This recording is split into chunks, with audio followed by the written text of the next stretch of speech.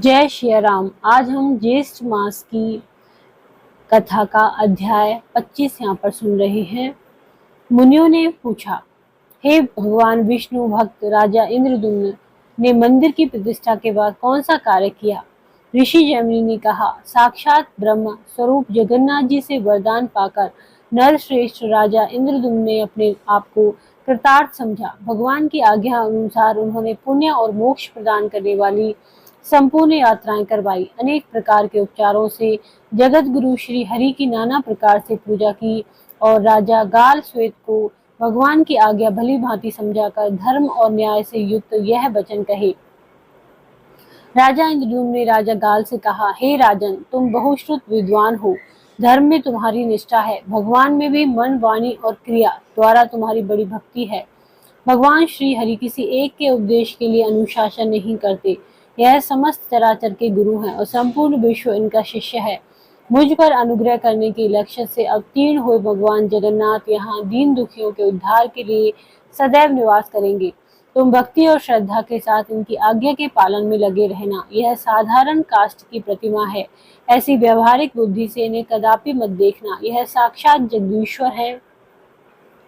इनके मंदिर प्रवेश काल में तीनों लोकों के निवासी ही इस पृथ्वी पर आ गए थे और यह तुमने प्रत्यक्ष देखा है। ब्रह्मा आदि सभी देवता एक साथ यहाँ पर पधारे थे। काष्ठ स्वरूप धारण करने वाले यह साक्षात चराचर में विष्णु है। उन्हें पृथ्वी पर प्राप्त कल्प वृक्ष ही समझ लो। यह संपूर्ण कामनाओं को देने वाले हैं। इनकी उपासना करके जो जैसी कामना रखता है वैसा फल प्राप्त कर लेता है। यह अंधकार से परे अनिर्वचनीय ज्योति स्वरूप है। यतिजन बहुधा प्रयत्न करके भी इन्हें यथार्थ रूप से नहीं जान सकते। नैष्ठिक ब्रह्मचार्य का पालन करने वाले शुद्ध धर्मनिष्ठ यतियों और अनन्य भक्ति से युक्त योगियों के एक ही मार्ग भगवान श्री हरि हैं। जैसे संतप्त मनुष्य ग्रीष्म ऋतु में शीतल और गहरे जलाशय में गोता लगाकर बड़े संतोष का अनुभव करता है, उसी प्रकार इन करुणा सागर भगवान पुरुषोत्तम के प्राप्त होने पर मनुष्य त्रिविध ताप जनित दुख को त्याग देता है। शरण में आए हुए दीन जनों का जैसा उपकार यह भगवान विष्णु करते हैं, वैसा माता पिता मित्र पत्नी और पुत्र कोई नहीं कर सकता। इसलिए भोग और मोक्ष दोनों फलों को देने वाले इन जगदीश्वर का तुम सेवन करो और पूर्ववासियों और प्रजाओं के द्वारा भगवान की विभिन्न यात्राओं को अच्छे से संपन्न करवाते रहना। हे रूप से सभी राजाओं के लिए धर्म का मार्ग एक सा है।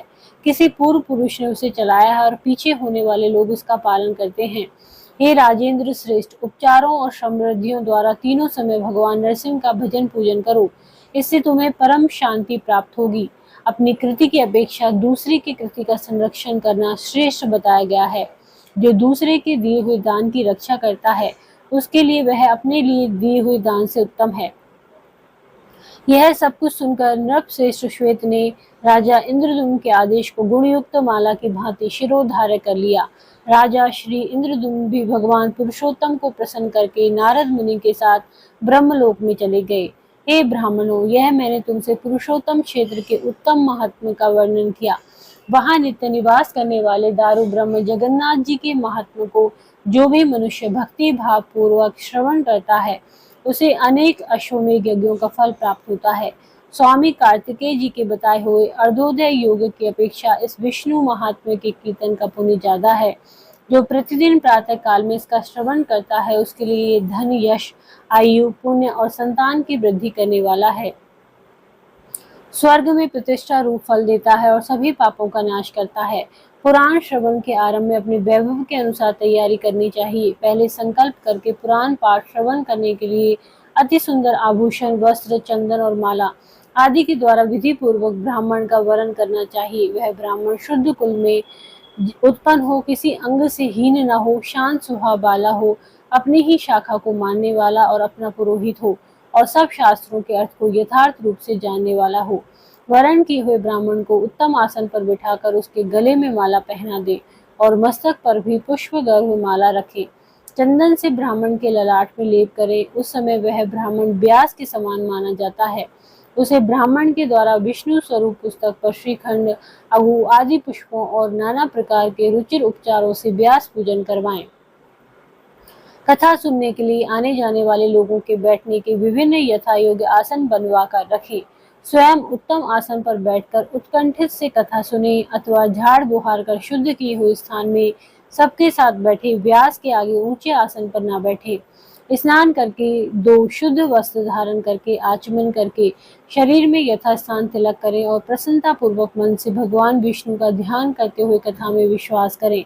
पुराण, ब्राह्मण, देवता, मंत्र, कर्म, तीर्थ, बड़े बूढ़ों के वचन में विश्वास रखना फलदायक होता है। सभी पुण्य विश्वास का कारण है। पुराण श्रवण करते समय पाखंडी आदि से बातचीत, व्यर्थ की बकवास और सब प्रकार की चिंताओं का त्याग कर देना चाहिए।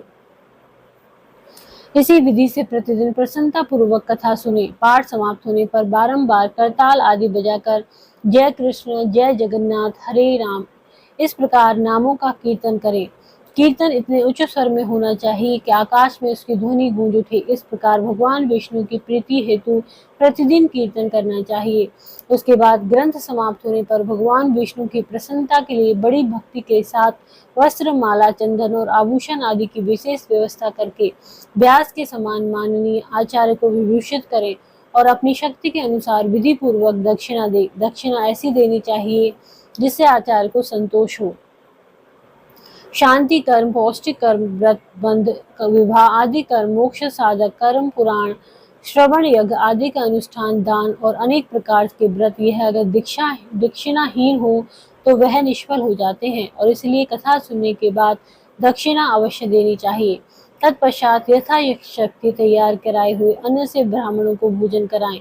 इस प्रकार तुम लोगों से पुराण श्रवण की यह सांगोपांग विधि बताई गई है।